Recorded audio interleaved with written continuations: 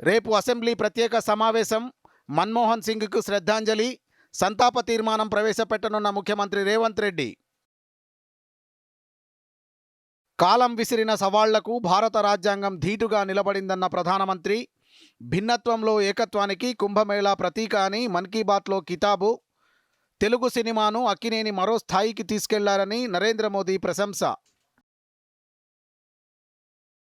రైతు భరోసా ఇచ్చేందుకు ప్రభుత్వం కట్టుబడి ఉందన్న డిప్యూటీ సీఎం. సచివాలయంలో కేబినెట్ సబ్ కమిటీ భేటీ, విధి విధానాలపై చర్చ. 2 లక్షల ఉద్యోగాల భర్తీ హామీని కాంగ్రెస్ ప్రభుత్వం నెరవేర్చాలన్న బండి సంజయ్. విద్యార్థుల ఫీజు రీయింబర్స్మెంట్ సంక్రాంతిలోపు చెల్లించాలని కేంద్ర మంత్రి డిమాండ్. పిఎస్ఎల్వి C60 ప్రయోగానికి కౌంట్డౌన్ ప్రారంభం. రేపు 2 ఉపగ్రహాలను రోదసిలోకి పంపనున్న ఇస్రో. భవిష్యత్తులో స్పేస్ స్టేషన్ ఏర్పాటుకు అడుగులు.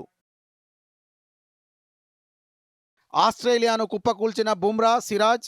రెండో ఇన్నింగ్స్లో 9 వికెట్లకు 228 పరుగులు.